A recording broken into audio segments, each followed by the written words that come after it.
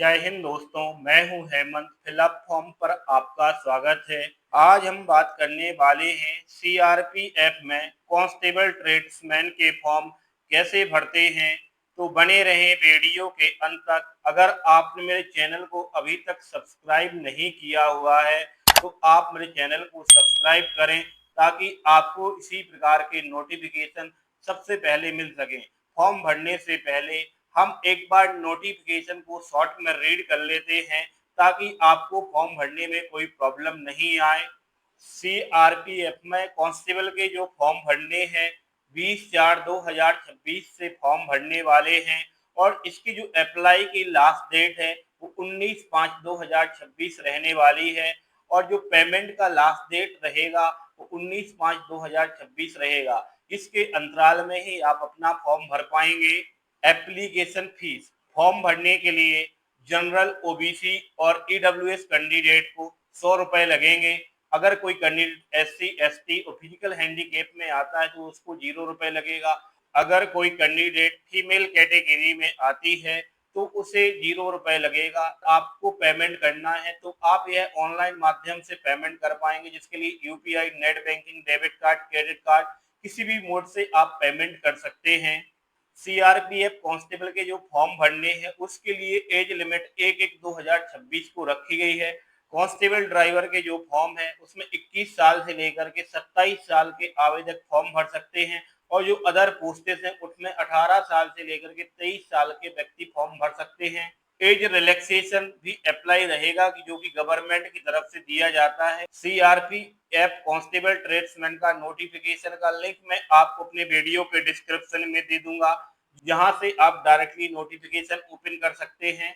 CRPF में constable tradesman की जो भर्ती निकली उसमें कुछ हाईलाइट इस प्रकार से हैं। जिस प्रकार से पोस्ट का नाम क्या है, सीआरपीएफ कांस्टेबल टेक्निकल और ट्रेड्समैन एंड पॉयनियर की वैकेंसी निकली हुई है। टोटल कितनी वैकेंसी है? 9,195 वैकेंसी है। डोमिकल यानी निवास प्रमाण पत्र कहाँ का होना चाहिए? ऑल इंडिया में कहीं का भी हो सकता है। क्वालिफिकेशन क्या रहेगा? 10वीं की मार्कशीट रहेगी। मेल और फीमेल दोनों लोग अप्लाई कर सकते हैं। यहाँ पर पोस्ट वाइज वैकेंसी दी गई है कि किस पोस्ट के लिए कितनी वैकेंसी निकली। ड्राइवर के लिए 3,176 वैकेंसी निकली है, जिसमें मेल कैंडिडेट के लिए निकली हुई है। यहाँ पर आप फीमेल कैंडिडेट के लिए भी देख सकते हैं। इसी प्रकार से मोटर व्हीकल, माली, carpenter, tailor, brass band, pipe band, barber और hair dresser, painter, cook, cobbler, सफाई कर्मचारी, water carrier, washerman, mason, electrician. CRPF constable tradesman का फॉर्म भरने के लिए यहाँ पर कुछ फिजिकल स्टैंडर्ड दिए गए हैं। मेल के लिए आपका ये कैटेगरी दिया गया है, फीमेल के लिए आपको यहाँ से डिटेल दी गई है। मेल कैटेगरी के लिए height general, SC, EWS, OBC के लिए 170 सेंटीमीटर है और उस 80 से 85 सेंटीमीटर के बीच होना चाहिए और जो एसटी कैंडिडेट है उसके लिए 162.5 सेंटीमीटर हाइट होनी चाहिए और इसकी जो चेस्ट है वो 76.81 सेंटीमीटर होना चाहिए। इसी प्रकार से फीमेल कैंडिडेट में जनरल, एससी, ईडब्ल्यूएस के लिए 157 सेंटीमीटर हाइट का क्राइटेरिया है और एसटी कैंडिडेट के लिए 150 सेंटीमीटर का क्राइटेरिया है।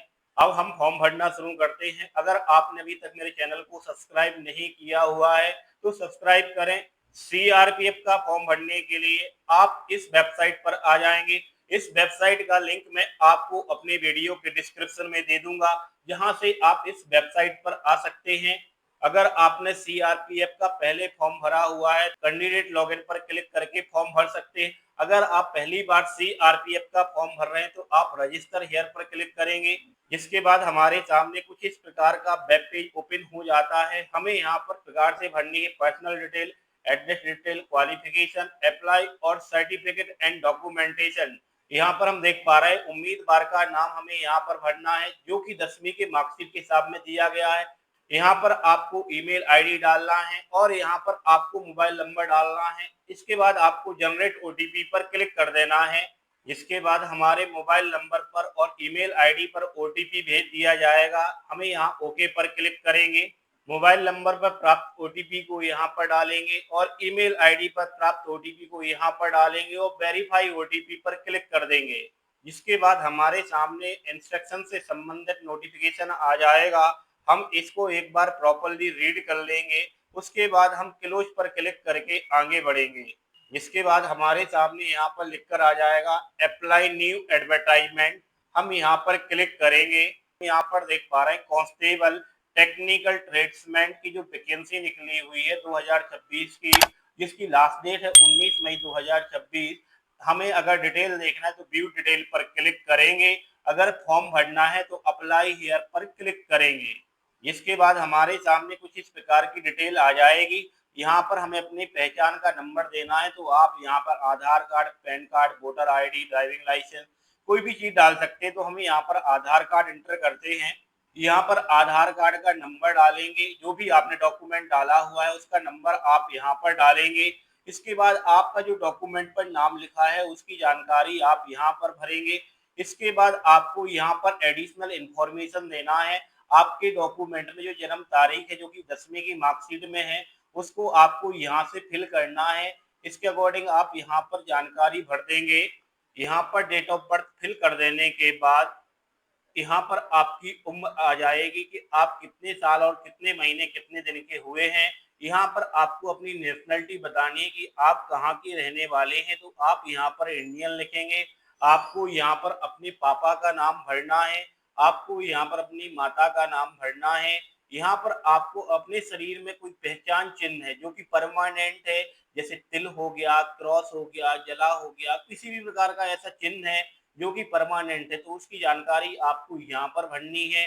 आपको यहाँ पर अपना जेंडर बताना है कि आप मेल हैं या फीमेल हैं, तो आप यहाँ पर अपनी आवश्यकता के अनुसार चुनेंगे। आपको यहाँ पर अपनी शादी से संबंधित जानकारी देनी है। अगर आपकी शादी हो चुकी है तो आप मैरिड पर क्लिक करेंगे, शादी नहीं हुई तो अनमैरिड पर क्लिक कर देंगे। डिवोर्स हैं, विडोवर हैं, तो आप इसे अपने हिसाब से चुन सकते हैं। यहाँ पर आपसे पूछा जाता है कि आपके पास निवास प्रमाण पत्र है, तो आपको यहाँ पर यस करना है। इसके बाद हमसे पूछा जाता है क्या आप अपने मूल राज्य या केंद्र शासित प्रदेश से दूसरे राज्य और केंद्र शासित प्रदेश में प्रवासित हुए हैं। जैसे आप मध्य प्रदेश के रहने वाले हैं तो आप उत्तर प्रदेश में रहने लगे या दिल्ली में रहने लगे, तो आप यहाँ पर यस करेंगे, अन्यथा यहाँ पर नो करेंगे। इसके बाद आपको यहाँ पर भरना है कि आप किस स्टेट को रिप्रेजेंट करते हैं। तो अगर आप मध्य प्रदेश के हैं तो आप यहाँ पर मध्य प्रदेश का चुनाव करेंगे। आप अपनी आवश्यकता के अनुसार स्टेट का चुनाव करेंगे। इसके बाद आपको यहाँ पर उस जिले का नाम भरना है जिस जिले के आप रहने वाले हैं। यहाँ पर आपको अपना निवास प्रमाण पत्र का नंबर डालना है। आप किस धर्म को रिप्रेजेंट करते हैं, हिंदू है तो हिंदू को चुनाव करेंगे, Muslim, Christian, Sikh, Jain, Buddhist, other, आप अपने हिसाब से इसको चुन सकते हैं। इसके बाद आपको यहाँ पर भरना है कि आप किस कैटेगरी को रिप्रेजेंट करते हैं। जनरल में आते हैं तो अनरिजर्व कर सकते हैं, एसटी, एससी, ओबीसी, ईडब्ल्यूएस, किस कैटेगरी में आप आते हैं आप इसे अपनी आवश्यकता के अनुसार चुनें। अगर आप यहाँ पर एससी, एसटी या ओबीसी चुनते हैं तो आपको यहाँ पर जाति का नंबर डालना होगा। आपके पास जो डिजिटल जाति है उसमें एक नंबर रहता है, उसको आप यहाँ पर भर देंगे। आपका जाति प्रमाण पत्र किस राज्य से बनाया गया है उसकी जानकारी आप यहाँ पर दे देंगे। आपका जाति प्रमाण पत्र किस जिले से बनाया गया है उसकी जानकारी आप यहाँ पर भरेंगे। आपको यहाँ पर जाति प्रमाण पत्र जारी करने वाले व्यक्ति का नाम लिखना है, जो कि आपके जाति प्रमाण पत्र के नीचे सील मोहर में लिखा होगा कि किसने आपका जाति प्रमाण पत्र बनाया है। आप यहाँ पर अपने हिसाब से इसको भरेंगे। जाति प्रमाण पत्र आपका कितनी तारीख को बनाया गया है, आपको उसकी तारीख यहाँ पर डालनी है। यहाँ पर आपको रिजर्वेशन से संबंधित जानकारी देनी है कि आप जो अप्लाई कर रहे हैं वो डायरेक्ट कर रहे हैं या पहले आप नौकरी कर चुके थे। तो हम यहाँ पर डायरेक्ट एंट्री के माध्यम से फॉर्म भर रहे हैं तो हम डायरेक्ट एंट्री का चुनाव करेंगे। अगर हम यहाँ पर डायरेक्ट एंट्री का चुनाव करते हैं तो यहाँ पर ऑटोमेटिकली नो रहेगा। अगर आपके ऊपर कोई केस वगैरह चल रहा है या आपराधिक मामला है तो आप यहाँ पर उसकी जानकारी देंगे तो यस करेंगे। अगर आपके ऊपर कोई केस नहीं चल रहा है तो आप इसे नो करेंगे और आगे बढ़ेंगे। आप ऐसे व्यक्ति हैं जो जिनके माता पिता 1984 के दंगों में मारे गए थे तो आप यहाँ पर यस करेंगे, अगर अन्यथा नो करेंगे। अगर आपके पास स्पोर्ट कोटा में नेशनल लेवल का कोई सर्टिफिकेट है तो आप इसे यस करेंगे, अन्यथा नो करेंगे। आपको यहाँ पर उस पोस्ट की जानकारी देनी है जिस पोस्ट के लिए आप अप्लाई कर रहे हैं। ड्राइवर के लिए कर रहे हैं तो ड्राइवर पर क्लिक कर सकते हैं, आप अपनी ट्रेड के हिसाब से चुन सकते हैं। जिसके बाद हम सेव एंड नेक्स्ट पर क्लिक करेंगे दोस्तों। जिसके बाद हमें यहाँ पर परमानेंट पता भरना है और यहाँ पर आपको पिन कोड डालना है, उस राज्य का नाम डालना है जो कि आपका परमानेंट राज्य है। यहाँ पर हम जिला भरेंगे, किस जिले को हम रिप्रेजेंट करते हैं। इसके बाद हम उस गांव या शहर का नाम भरेंगे जहां के हम रहने वाले हैं। यहाँ पर नजदीकी पुलिस स्टेशन की जानकारी देंगे, यहाँ पर पोस्ट ऑफिस की जानकारी भरेंगे और यहाँ पर तहसील का नाम लिखेंगे। अगर आपका करेस्पॉन्डिंग एड्रेस और परमानेंट एड्रेस सेम है तो आप यहाँ पर क्लिक करेंगे, जिसके बाद आपका यहाँ पर सेम डिटेल आ जाएगी। अगर आपका करेस्पॉन्डेंस एड्रेस और परमानेंट एड्रेस अलग अलग है तो उसकी जानकारी आपको यहाँ पर भरनी होगी, जिसके बाद आप सेव एंड नेक्स्ट पर क्लिक करेंगे। दोस्तों, हमें यहाँ पर क्वालिफिकेशन डिटेल लेनी है।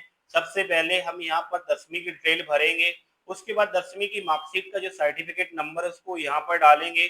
10वीं कब किस वर्ष में हमने पास की है उसकी जानकारी हम यहाँ पर देंगे। हम यहाँ पर उस राज्य का नाम डालेंगे जिसमें हमारा बोर्ड या विश्वविद्यालय है। यहाँ पर हम अपने बोर्ड का नाम डालेंगे, एमपी बोर्ड, यूपी बोर्ड या जो भी आपका है, तो आप यहाँ पर अपने हिसाब से इसको चुन सकते हैं। इसके अलावा और भी एजुकेशन डालना है तो आप ऐड पर क्लिक करेंगे।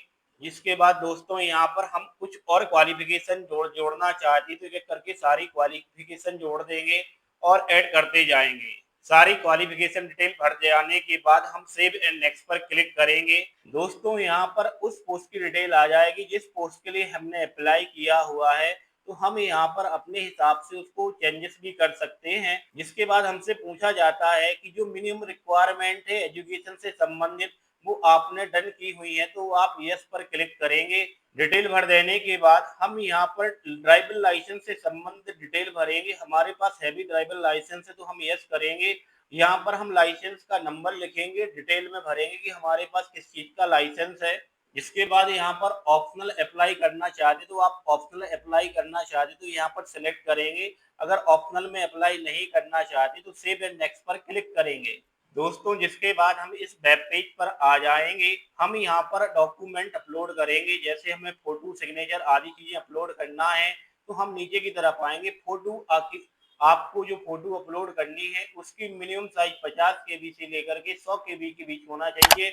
इसका जो फॉर्मेट है वो जेपीजी और पीएनजी फॉर्मेट में होना चाहिए। सिग्नेचर अपलोड करने के लिए आपका सारे डॉक्यूमेंट अपलोड कर देने के बाद टर्म्स एंड कंडीशन पर क्लिक करेंगे और सेव एंड नेक्स्ट पर क्लिक करेंगे। जिसके बाद सारी जानकारी भर जाने के बाद हम एक बार इसको चेक कर लेंगे। जिसके बाद हमसे पूछा जाता है किस तारीख को हमने फॉर्म भरा हुआ है और किस स्थान से आपने फॉर्म भरा है, उसकी जानकारी आप यहाँ पर भरेंगे। और कहाँ पर एग्जामिनेशन देना चाहते हैं आप यहाँ पर अपने हिसाब से चुन सकते हैं कि आप किस जगह से एग्जामिनेशन देना चाहते हैं और यहाँ पर आपको कितनी फीस पेमेंट करनी है उसकी जानकारी आपको यहाँ पर आ जाएगी। जिसके बाद हम यहाँ टर्म्स एंड कंडीशन पर क्लिक करेंगे और पे नाउ पर क्लिक कर देंगे। दोस्तों, जिसके बाद हमसे पूछा जाता है कि हम पेमेंट किस प्रकार से करेंगे, UPI, credit card, net banking, जिस भी माध्यम से आप करना चाहते हैं पेमेंट, तो आप उस तरीके का चुनाव कर सकते हैं। अगर क्यूआर कोड के माध्यम से पेमेंट करना चाहते हैं तो यहाँ पर क्यूआर कोड को स्कैन करेंगे और पेमेंट कर देंगे। जिसके बाद आप इसका फाइनल प्रिंट आउट निकाल सकते हैं। अगर मेरे द्वारा दी गई जानकारी आपको पसंद आई है तो आप मुझे कमेंट बॉक्स में जरूर बताएं। अगर आपने अभी तक मेरे चैनल को सब्सक्राइब नहीं किया है तो चैनल को जरूर सब्सक्राइब करें। अगर आप चाहें तो अपने दोस्तों को भी ये चैनल शेयर कर सकते हैं। वीडियो देखने के लिए आपका बहुत बहुत धन्यवाद। मेरे द्वारा दी गई जानकारी अगर आपको पसंद आई है तो आप मुझे कमेंट बॉक्स में जाकर जरूर बताएं। अगर आपको कोई प्रॉब्लम आ रही है तो भी आप मुझे कमेंट बॉक्स में जरूर बताएं। मैं कोशिश करूंगा कि आपकी प्रॉब्लम जल्द से जल्द सॉल्व कर सकूं।